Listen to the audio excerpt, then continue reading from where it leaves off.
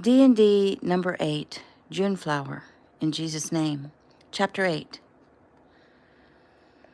Okay, hand me that wrench, Ricky said to his son. 17-year-old Eric Keno III reached for the wrench while still holding the heavy wooden beam in place. Scooping it up, he handed it to his father. Ricky quickly tightened the bolts. They were about halfway finished with the Saturday project, which was to build a new swing set and play gym in the backyard of the Keno family homestead. The old one had long been torn apart by two roughhousing boys, namely Eric and Jojo. Logan was older by the time he joined the family. The only thing left of the old gym had been one of the swings which Taylor used even to this day when she was being melancholy, as young teen girls had a tendency to be. Shelley insisted it was time for a new one.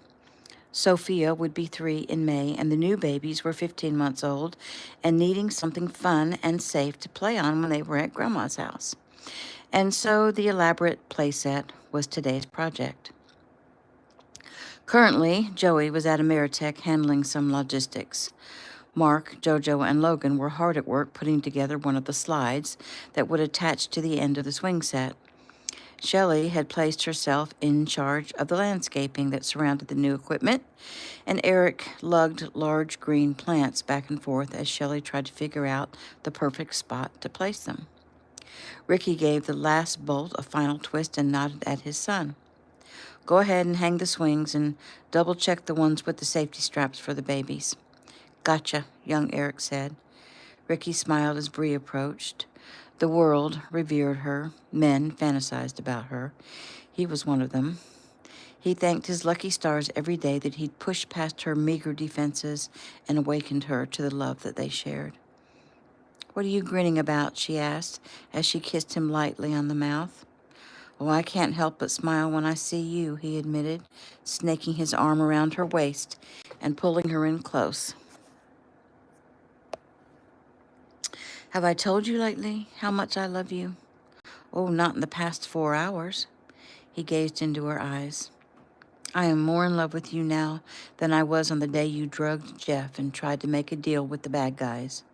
She laughed. Will you ever let me forget that? No, and you know why? Because your toughness has always been a turn-on for me. He let his hand slip down to the back of her hip. Geez, you guys, will you get a room? Young Eric complained. Mark, Jojo, and Logan snickered as they maneuvered the slide into place. I was just going to suggest the very thing, Ricky answered, bending to nuzzle his wife's cheek.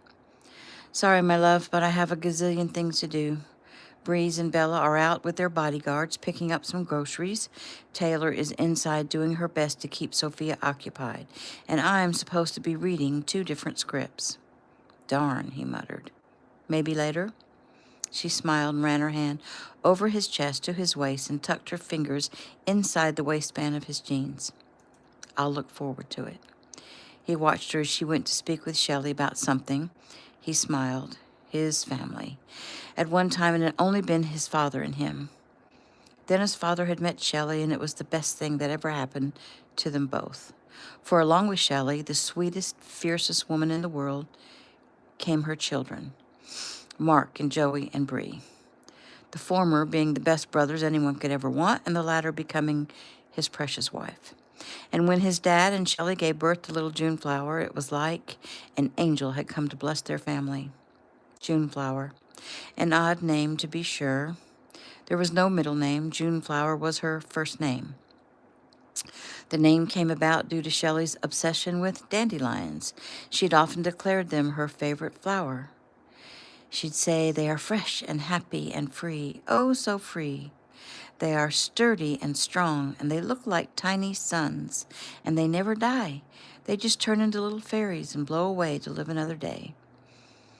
She'd wanted to name her new baby girl Dandelion, but they'd all begged her to reconsider. So she asked what dandelion would be in French, and he'd answered, saying in a thick French accent, Dandelion, or, he'd added, La petite fleur jaune, which was the French translation of the little flower yellow, that had been worked around into June Flower. He sighed. Thinking about his little sister made him feel anxious. He knew she was with Cameron Wallace, the man who loved her, and if she would forgive him, she'd be able to admit that she loved him too. Ricky felt confident that Cam would deliver Jeffy to them safe and sound. Still, the waiting was excruciating, and he had to admit that he, like his father and Shelley, was having impressions of some kind of impending doom. God talk. Ricky came out of his daydream when his father's cell phone rang. He watched Eric wipe his brow and answer the phone. "Yeah, Jason, what do you got for us?" Eric said. Encouraged by his smile and nod of his head, the family gathered to hear what news of Jeffy could be had. And after a short question and answer period with Jason, Eric ended the call and looked up smiling. "Jeffy is safe with Cam in the house in Cashin Village. Agent Sweet said he was healthy and in good spirits. Agent Sweet said she was healthy and in good spirits, a little tired and very hungry. Apparently, she devoured a couple of sandwiches in seconds. He said Jeffy and Cam seemed to be getting along just fine, and she sent messages to us all." He smiled at his wife. "First, she loves and misses everyone. She told you, Shelley, and you, Bree, that she really is fine and not to worry. And for you in particular, Shelley, to remember the message from Jesus in the car that everything was going to be okay." He nodded at Ricky and Mark. "She said to tell her brothers that she's going to kick your butts, presumably for keeping Cam's secret. And she said she and I will have a long talk when she gets back." He glanced back at Shelley, who had tears streaming down her face. "Aw, hon," he mumbled as he pulled her to him and held her tight. "She's okay. That should make you happy." "I know, and it does," Shelley said as she sniffed. "I just miss her so much. I need my baby home. Sometimes it feels like I'm never going to see her again." "Oh, come on, Mom, don't say stuff like that," Mark admonished. "Didn't she just say there was a message from Jesus?" Eric didn't say anything because he had to admit sometimes he felt the same way. It scared him that he couldn't shake this feeling that something bad was about to happen. Still, telling Shelley that would cause her no end of worry. He pulled his wife away from him so he could look into her face. "Listen to me, Shelley. She'll get through this, and so will we all. Try to think positive. Somehow, some way, it's all going to work out fine." She wiped her tears. "Do you really think so?" He hesitated for only a second. "I really do. Why would Jeffy get a Jesus message if it wasn't true? Have faith, hon." New scene. Cam stood, hands on hips, looking around the house. "So, what do you want to do first?" Jeffy shrugged. "I think I will take a shower and put on some clean clothes." Cam nodded. "Sounds good. You go first. I'll see what's for Din Din." She stood still, looking at him, taking in his gorilla-type clothing, his hard body, a streak of dirt on his face, making it look even more masculine, if that was possible. His almost black hair was slightly mussed, his blue eyes slightly weary. Cameron. Cameron, was standing with her in a house in Uganda, Africa, as her protector. Cameron, who she thought she'd lost forever. "What?" he asked. Sighing, she shook her head. "Nothing. I'm just trying to wrap my head around things." Slowly, she turned and headed to the bathroom. Cam watched her go. He wondered if she realized she was having mood swings. The old Jeffy was consistently happy, mischievous, positive, carefree, cheerful. This one was pensive and serious, with moments of the old self breaking through, like in the meadow earlier today. The current mood is one where she seemed to have the weight of the world on her shoulders, and he thought that's because she did. Still, no matter what was in store for her from here on out, he would be by her side through it all. He and Jeffy were meant to be. While she bathed, he went through the house, checking doors and windows, placing weapons in strategic places, locked and loaded. Next, he found some chicken and vegetables in the refrigerator and began preparing it for stir fry. He was leaning against the counter, opening his second bottle of Bell Lager beer, when Jeffy finally emerged from the bathroom, wrapped in a towel. She patted down the hall and found the bedroom that was meant for her. A while later, she came out, dressed in black, stretch, yoga-type pants that hugged her body and showed off her muscular curves. She'd paired the pants with a pink jersey shirt with what he thought of as little girly ruffle things at the shoulders. He watched her pad barefooted toward him, where he stood next to the fridge, a pleasant smile on her face. "Smells good," she said. He shrugged. "It's just some chicken and veggies. Are you hungry?" "Yes, but I would like to go through my routine before I eat, if that's okay." "You can go ahead. You don't have to wait for me." "I'll wait. As a matter of fact, I'll go take my shower while you do your thing." "Sounds good," she said pleasantly. He tipped the beer up and finished it off, set the bottle on the counter, and moved around the bar toward her, stopping just a few feet from her. He reached out and flicked one of the flounces at her shoulder. "You look nice." "Thanks. Whoever picked out the clothing did an okay job." He breathed deeply. "You smell nice, too." "Thanks." He reached out and grabbed a long tendril of her wet hair. "No hairdryer provided?" She shook her head and smiled. "It'll dry soon enough." He tugged playfully and returned the smile. "Be right back." She nodded and watched him tread down the hall. She'd taken time after she dressed to read her father's letter. It had helped her to put things in perspective, at least a little bit. Still, it was Cam she needed to hear things from. Sighing, she found a place on the living room floor and commenced stretching. Once she felt limber, she went through a serious stretching session that included some stretches her father had personally developed.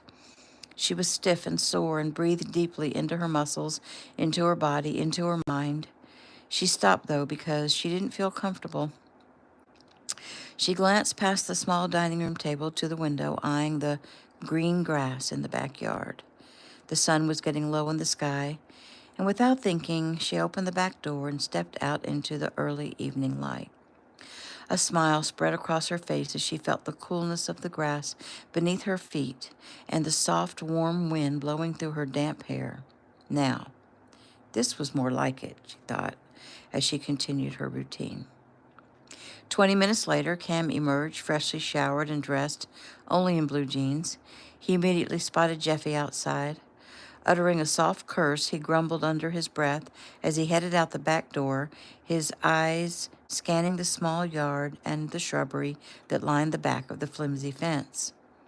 She was in a monstrosity of a yoga pose. The only things on the ground were her hands, one of which was tucked between her legs, which were stuck out in the air to one side. She didn't move when he stomped over to stand in her line of vision. She'd come outside with no respect for the danger she may be in. It made him want to place his bare foot on the side of her pretty little head and give it a shove. The only reason he didn't was out of respect for the amazing skill and strength it would take to hold that position for any amount of time. He waited. Finally, she drew a deep breath and slowly eased her body out of the position and, to his amazement, pressed straight up into a handstand, which she held for several seconds. And when she came down from that, she went into some poses he could actually name. A cobra, and then downward-facing dog, and finally she stood. Turning her head toward him, she smiled, and he couldn't find it in him to be angry. He did try to scowl at her, however. "What do you call what you just did?" "Yoga." "I know that. I meant that crazy pose." Let's see if I can say it. Astavakrasana. Krasana? "I guess, the one with you tangled like a pretzel." She smiled. Astavakrasana, the 8-angle pose. It's for advanced yoga students. "I saw you doing some yoga stretches a few mornings ago." Yeah, I try to keep it simple." Jeffy laughed. "Well, doing arm stand push-ups in a tree 50 feet in the air is not simple." He shrugged. "If you can balance on the ground, you can balance in a tree. The only difference is in your mind." Jeffy nodded. "True." If you can do what you just did, Cam went on, you should be teaching. Well, I am a student in all things, but thank you for the compliment. Some people are meant to teach. I am not a teacher. Except in medicine. She nodded. Except in medicine. I just hope the world is ready to learn. He gently took her by the arm. On another subject, I'm going to have to ask you to not come outside by yourself, especially when I'm in the shower and can't hear what's going on. Nothing was going on. Well, lucky for both of us. Will you cooperate, please? I'll try. Smiling, she leaned toward him, reached out to place her palm on his bare midsection.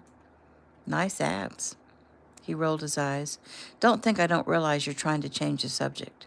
She grinned and shrugged. Well, you do have nice abs, but I said I'll try. Now, I still have my Tai Chi to perform. Will you accompany me?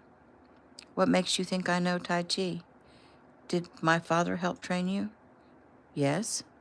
Then you know Tai Chi. He grinned. You just think you're so smart. She grinned back. That's 'cause I am.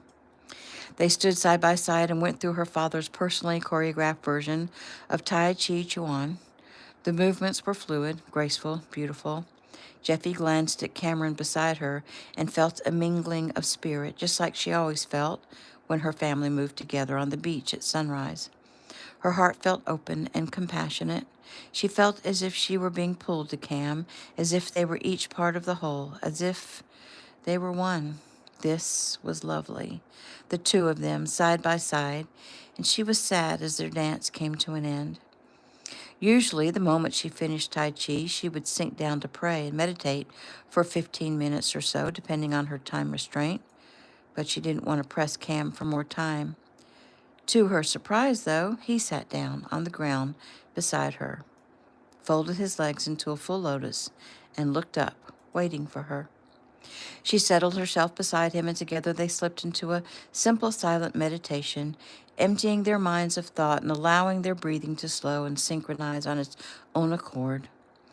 Jeffy was glad to let go and think of nothing but her breathing. Let go and let God. Behind her eyelids, she could see flashes of light, swirling in a spiral. First, the light was a soft yellow, and then it gradually turned green, then blue, and finally violet. The swirling colors gave her the feeling that she was moving out into space, out into the universe, out to commune with God.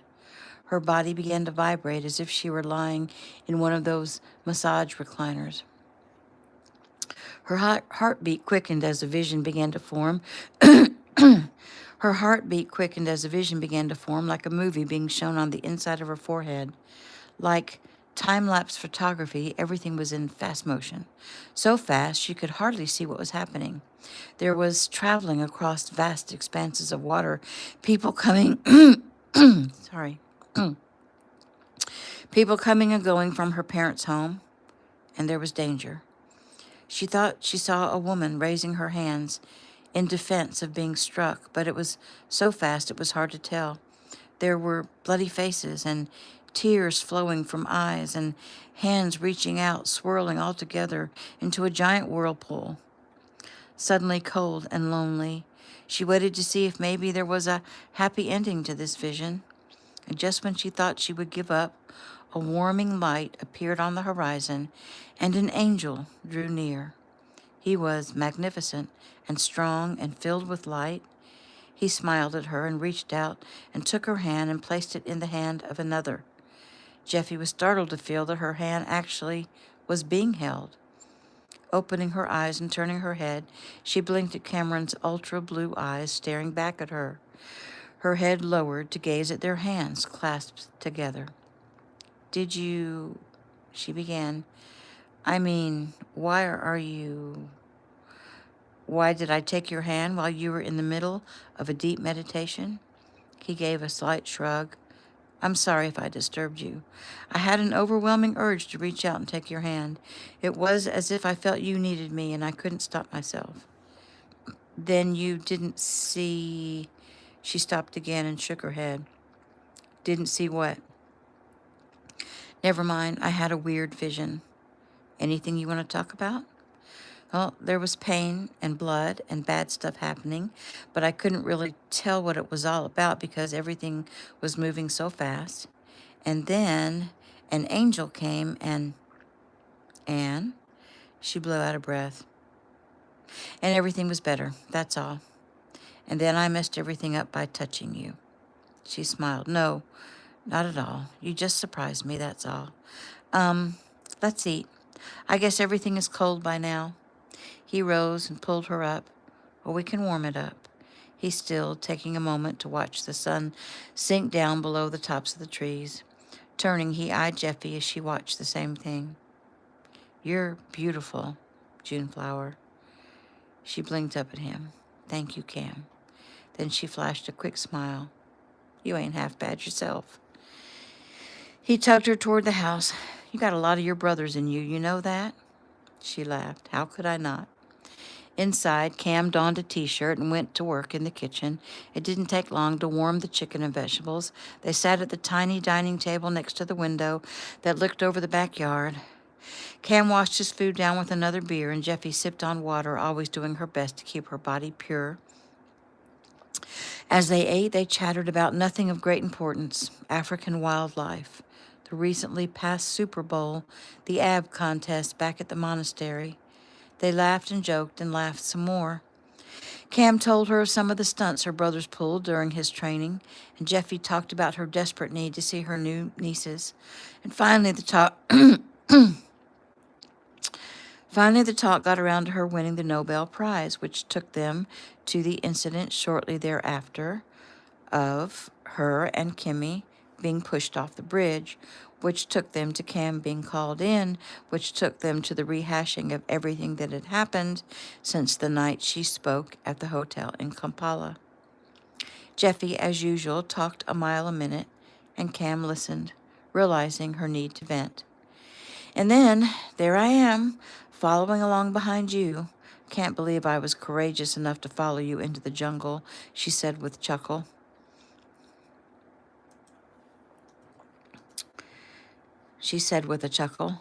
Especially since the last time I followed you into a wooded area, we became hopelessly lost.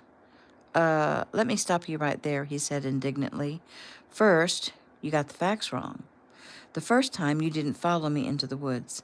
I followed you and saved your scrawny neck, by the way. Jeffy giggled. That's true. You saving my neck seems to have become an ongoing issue. Yeah, it must be my calling in life. The words were said softly, and Jeffy looked up into his eyes for a few moments and then broke the spell by laughing. Okay, but you have to admit you did get lost. He smiled, hopelessly, as you stated earlier. I knew my father would find us. And that he did, Cam said, remembering the embarrassing circumstances. They'd been caught right in the middle of testing their newfound attraction. He'd been lying on top of her, kissing her with much enthusiasm, and Grandmaster Keno had jerked him away from Jeffy, lifting him off her like he was nothing more than a grade school kid. He had him suspended in the air, his back against a tree, while Mother, 3 brothers, and police looked on. He shuddered just thinking about it. Jeffy took his hand. Aw, poor Cam. Don't feel bad. You were only 16 and no match for my father. He shook his head to clear it of the image. He was not a kid anymore, and the past 5 years had honed him into a man, and no one would be able to do that to him now. Anyway, Jeffy went on, at least you didn't get lost this time. I have to admit, I was impressed. You've taken such good care of me. You've become hardened and skilled, and yet... She stopped, her mind wandering back to the field of butterflies. And yet, he prodded. And yet, being hardened didn't stop you from appreciating the beauty of that butterfly field, or, I might add, from taking time to really enjoy the luscious moment. She blinked up at him. His mind moved to Jeffy dancing with the butterflies, floating around her. Unfortunately, his body reacted to the memory. He couldn't stop himself from reaching across the table and cupping her beautiful face in his hand, stroking his thumb across her cheek. You were the most beautiful thing in that field today. She smiled, took his hand in hers and moved it down to her mouth and kissed his calloused palm. He watched as she batted her eyes at him, then kissed each of his fingers. The feelings washed over him in ripples of pleasure. Giving her a patient look, he pulled his hand away, gathered the dishes, and headed for the kitchen, not missing her pout. She rose. You cooked. I'll get the dishes. He didn't argue. He simply stepped aside and let her have at it while he checked the back door. Back in the living room, he flipped on the television and searched the few channels looking for news. When he found some on UTV, he listened for a few minutes to what could be called the atrocities of the world, found nothing about the missing Dr. Kino, and turned it off.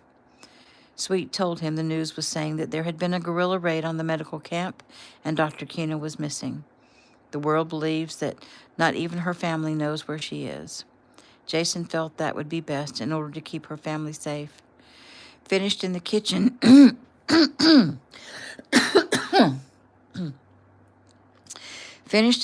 Jeffy eased down beside him on the small sofa. Nothing interesting on TV? Nope. Well, there's something interesting sitting right here, she offered.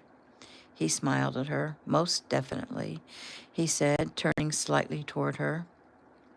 It seems a miracle, she uttered softly. What does? Sitting here with you. I missed you so much over the past 5 years. I felt so empty for so long, and I fantasized that you would come walking in my door, and now, here you are. He touched her face. I'm sorry I hurt you, Jeffy. I'm truly sorry. I never meant to. I didn't know it would be so hard for you. I thought you would be sad for a few weeks and then just write me off. You underestimate yourself, Cam. I know.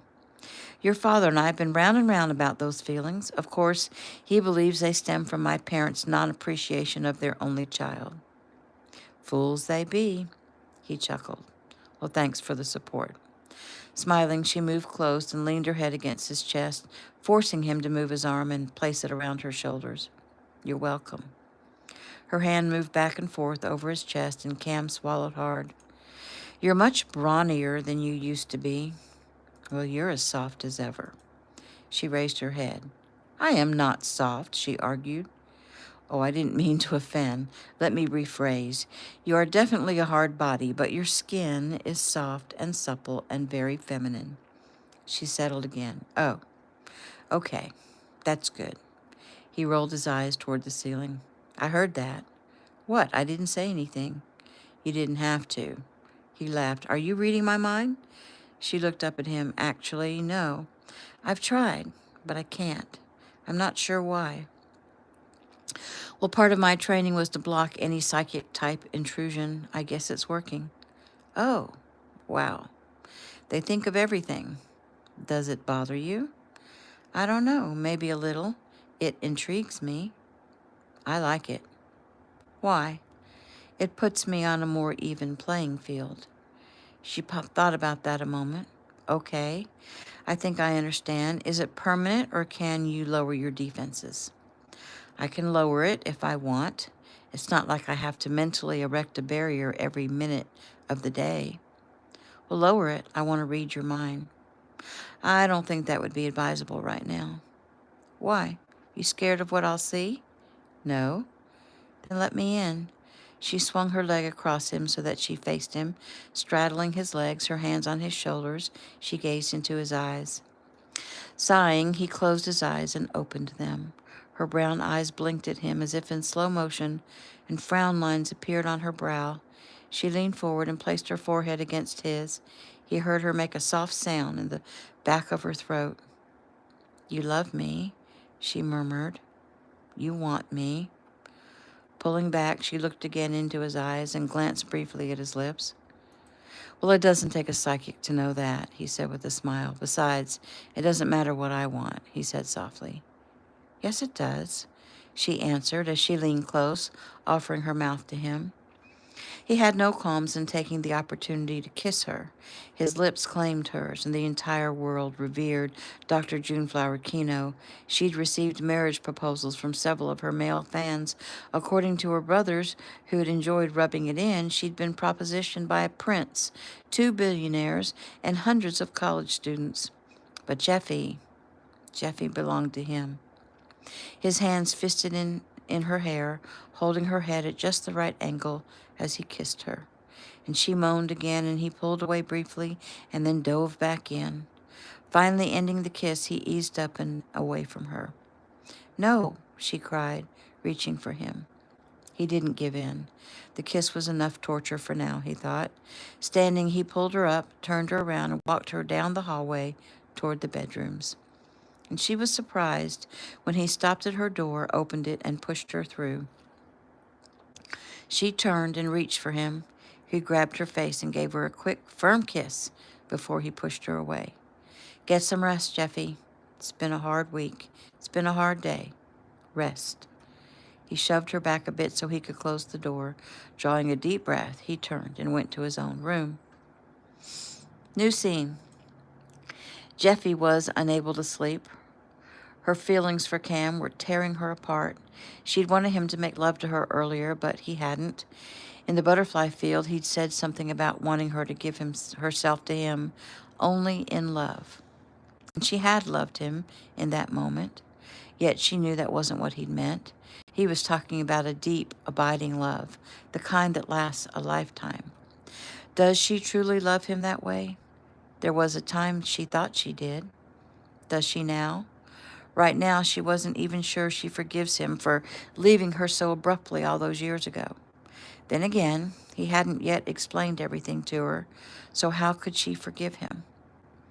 Reaching under her pillow, she pulled out the letter from her father and read it over again. "Daughter, let me begin by telling you how deeply your mother and I love you. We are so very proud of you. I know at this time you may be confused about some things. One of them may be the reappearance of Cameron Wallace in your life. I want you to know that the reason he left you was entirely my fault. I encouraged him to do it. You must believe that I had only your well-being in mind. Hear what he has to say. Open your heart and mind and seek the truth. I realize you probably feel betrayed. If we, your brothers and I, lose your love over this, then we will have gambled and lost. But I have more faith in you than that.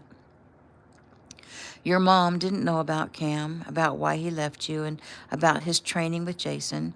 It will probably please you to know that I am having to deal with her about this, just as Ricky is having to deal with Bree. Listen, honey, until you get home, you live in our hearts. Remember when we used to practice your psychic skills and you could tell which part of the house I was in?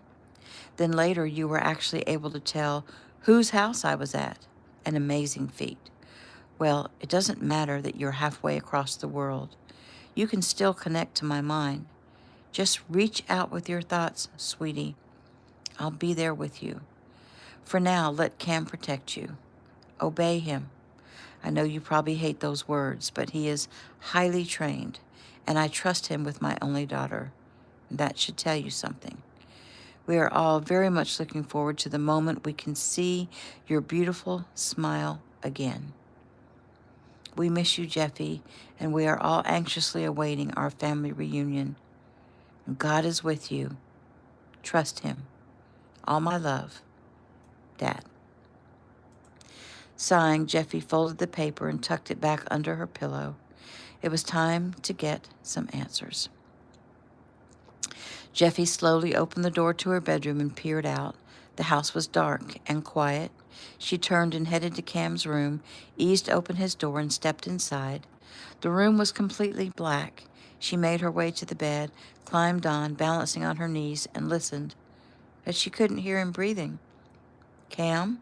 she whispered, hoping she wouldn't startle him and have him blow her head off with the gun he usually kept nearby. There was no answer. Leaning over, she reached out. Cam was not in bed. She turned and headed back out into the hall. "Looking for me?" he said softly. Startled, she flicked on the hall light. Cam sat cross-legged on the floor next to her bedroom door. "Cam, you scared me. Have you been sitting there all along?" "You mean since you left your room and went looking for me?" "Yes," he smiled. "Yes." "Why didn't you say something?" I wanted to see the look on your face when you realized I wasn't in bed. Why? I guess it's a sign of a sick sense of humor, he chuckled. Huh. Now who's like my brothers? She sat down, her back against the opposite wall, her legs crossed. What are you doing here? He shrugged. I can't sleep in my room with you so far away. Anything could happen. I don't want to be too far away when it does. If it does, she said. Yeah, if. So what did you need? I want to know why. Why? Yes, why? The other day you said you had to make a clean break from how things were between us. You said our relationship had to change. Why? I loved you. You loved me. Everything was fine. Why did anything have to change? He drew a deep breath. It was the time of reckoning. Because I realized I was truly in love with you. We met so young, you know. I figured our relationship would die out. I figured the flame would extinguish and then we'd both go our separate ways, richer for having known each other. You know, like we'd never forget our first love and would speak about it to the person we would finally end up marrying. Okay, so you realized you truly loved me. I'm trying hard to understand, but I just don't get it. If you truly loved me, why did everything have to change? I'm getting to that. Just listen. So, as I neared my 22nd birthday, I realized I didn't ever want our relationship to end. I wanted to be with you for the rest of my life, but it wasn't going to happen the way our relationship was. The way it was? How? He held up his hand. Just listen, Jeffy. Try to slow your mind and listen. Are you talking down to me? How does it feel? What the heck is that supposed to mean? Jeffy, please, just listen. Drawing a deep breath, she nodded.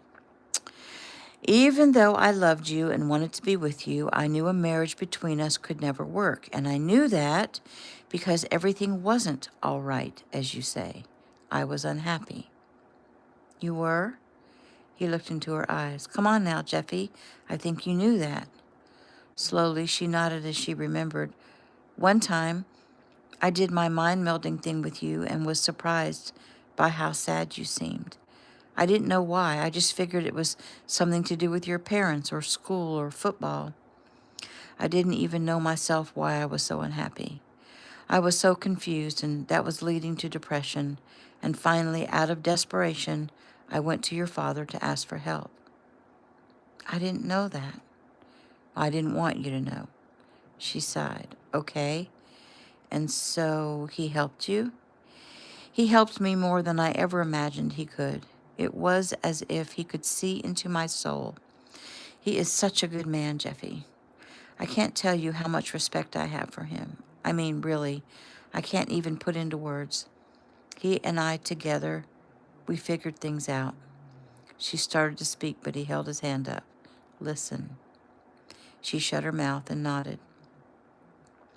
He helped me to understand that in a relationship, in a healthy relationship, each partner must have not only love for each other, but they must have a good dose of respect and admiration for each other.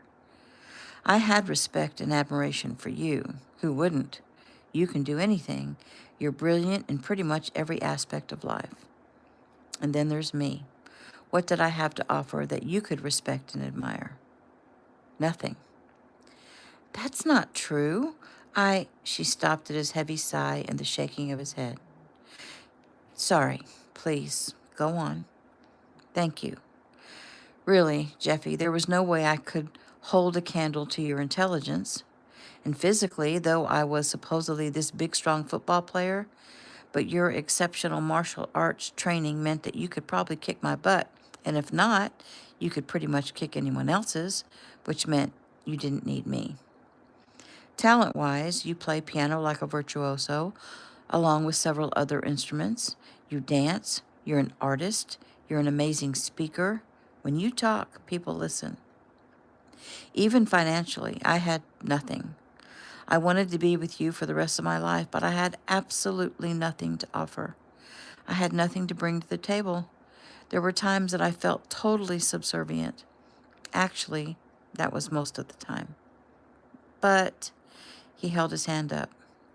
It was like you were the princess and I was your lapdog that you stroked and played with until you had to put it down to go do more important things.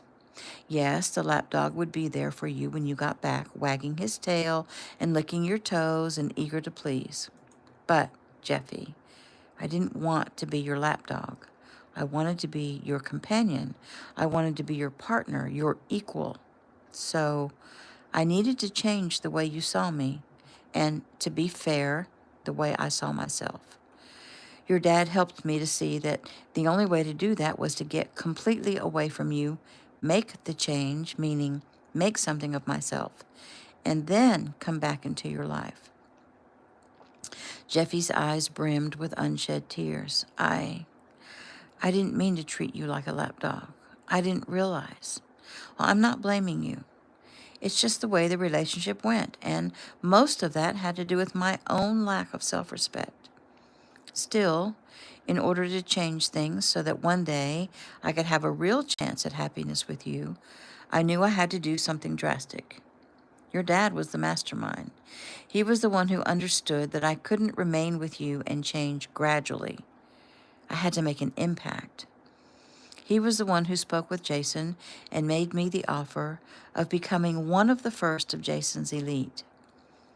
He knew, we both knew, that what we had planned would hurt you initially, and because of that, it was the hardest decision I've ever made. Your dad was confident, though, that in the end it would result in your happiness, and yeah, mine as well. He felt confident that your brilliant mind would understand why I had to do what I did, and that you would be able to forgive me for hurting you. He looked at her face, now wet with tears, and because she didn't try to interrupt anymore, he went on. Jeffy, back then, if I had asked you to marry me, you probably would have said yes, but we wouldn't have been happy. There would have been a power struggle. In our old relationship, you were used to being on top. Your mind was dominant. I would have bucked up and tried to make it a more equal partnership, and we would have begun sniping at each other. The lapdog would have made too much noise, and it would have been like, be quiet, and I'll love you and stroke you, says the princess. No, says the lapdog, I want to make some of the decisions. Nonsense, says the princess. You're just a lapdog. Her face crumpled, and he sighed. I'm sorry if the analogy hurts you. However, it seems to accurately convey the way I felt, and I thought it was important for you to understand. She sniffed and used her pinky to wipe at a tear. Do you still feel like a lapdog? No, definitely not. You see, I've made something of myself. When I was going through the hell of training, I had to dig deep to see what I had in me. And I found myself, and I liked what I found, and I began to love and appreciate myself. And I made it through training that only a few men have been able to complete. And I've been educated in covert ops that only a few people in the world would ever know or understand. I can speak 12 languages, and there's much more. But I'll leave you to discover all the parts of the new me. The real question is, Jeffy, do you now see me differently? I do, she said without hesitation. Since the night you pulled me into the jungle, I've been walking behind you, trying to decide if I like this new, hardened version of the boy I once loved. And of course, you are still you, and I never stopped loving you. Still, I do see you differently now. You're like someone I need to get to know again. I understand everything you said, and I suppose you accomplished your goal because, I have to say, I do have a great deal of respect for you now. You've been impressive, to say the least. You're confident, you think and act quickly, you're much more serious. I realize on this journey, I'm looking up to you. I'm depending on you completely to take care of me and to get me back home to my family, which means I give you as much respect and admiration as I do my brothers or even my father. But Cam, I, I feel terrible that I treated you so badly before. You didn't. No, now you listen. How uppity of me to not understand what you were feeling. Your lapdog analogy is hurtful to me because it hits the nail on the head. I didn't mean to diminish you as a person, yet I did. I realize now I did, and you had every right to be unhappy. Thank goodness you had the guts to try to make things right between us. Thank goodness you loved me enough to go through what you did. You took a huge gamble. You sacrificed everything so that one day we could be together and be truly happy. And I'm glad you did, Cam. I'm so proud of what you've done and what you've accomplished. Cam smiled. Her words meant more to him than she could ever know. And you know what else? She continued. I'm really relieved that my father and brothers didn't betray me. Instead, they too were gambling that you would succeed and would eventually be able to bring me happiness. They had a hard time dealing with it. Cam said, but in order for any of this to work, you couldn't know about it. I get it now. So, Cam? Yeah? I think I do love you. I think I love you more than I can say. Ah, Jeffy. I love you too, baby. He stood and pulled her up and into his arms. Cam, she whispered against his chest. Can you forgive me? There is nothing to forgive, Jeffy. Like I said, I allowed myself to slip into that subservient position. As your dad and I worked through things, I came to realize that a lot of that had to do with my parents' uncaring attitude, making me feel like I wasn't a person worthy of respect. Add to that the fact that I was in awe of you, and your family for that matter. I let you take the lead. I gave away my power, and now I've learned to stand in my power. And now you're in the lead. No, Jeffy, that's not what I want either. We're partners. You take care of saving the world, and I'll keep you safe to do it. She smiled up at him. I can deal with that. Cam, I can't tell you how much better I feel. I mean, I feel a lot of relief, like a weight has been lifted off my chest. Well, you know what your dad always says. Communication is the key, they mimicked in unison. Oh, Cam, you're back. You're really back? Yeah, I am, he murmured as he bent his head and kissed her softly. Jeffy sighed, feeling the warmth of his breath on her cheek, tasting his essence, smelling the simple, clean maleness of him, feeling the power in his hand that was pressed against her back. She could feel the pounding of his heart. God knows I do love you, Jeffy, he said into her ear, and she shivered with the chills it caused. I love you, Cam, she answered. I love you, I love you, I love you. It feels so good to say it. Then keep saying it, because I won't ever tire of hearing it. New scene. Jeffy watched him sleep. She had invited him into her bed, not for the usual reasons a woman might do that. It was just that she couldn't very well allow him to sleep in the hall just outside her bedroom door while the princess is all cozy in her bed. It's not like they hadn't just spent many nights side by side, in a tree, in a tent, in a cave, in a cabin. She sighed. This powerful man beside her was Cam, but he was different too. This man was hard and confident and not so willing to let her have her way. She liked it. Had he always been this masculine? Maybe because of the flaws in their old relationship, she hadn't seen him for the prize he was. Because this man in front of her was a specimen to behold. Sitting up, she couldn't help herself. She had to touch him. Reaching out, she placed her palm on his chest over his heart, hoping his training wouldn't kick in and he accidentally kill her. He didn't move at first. She had an inkling that he wasn't asleep, but only assessing the danger before he opened his eyes.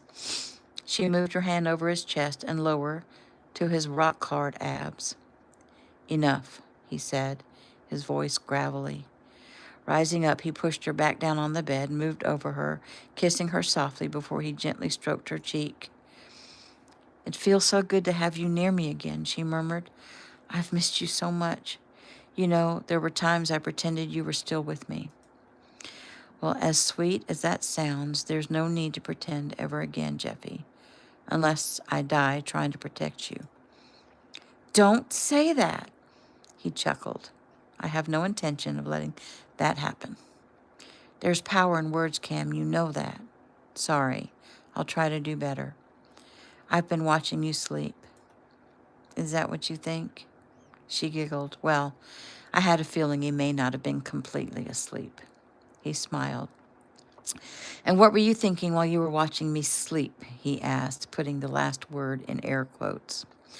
I tried to read you and couldn't get in, so that was my first hint that you weren't asleep.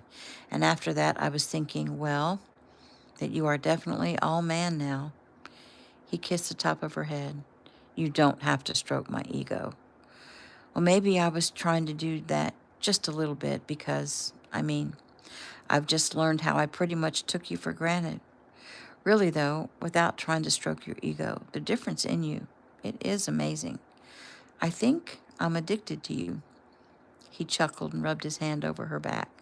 Well, I would never complain about that, Jeffy. I went 5 years without you, and the withdrawal was both emotionally and physically painful. You are an addiction that I will never overcome. Jeffy sighed. I feel so happy, Cam. He smiled. It makes me happy to hear you say that. It almost doesn't feel right, feeling so happy. How could feeling happy not seem right? Well, Marimbe and her babies, they're gone. Boulogne and Sanyu, two of the most beautiful souls I've ever met, they're gone. Murdered because of me. And Hart, what happened to him?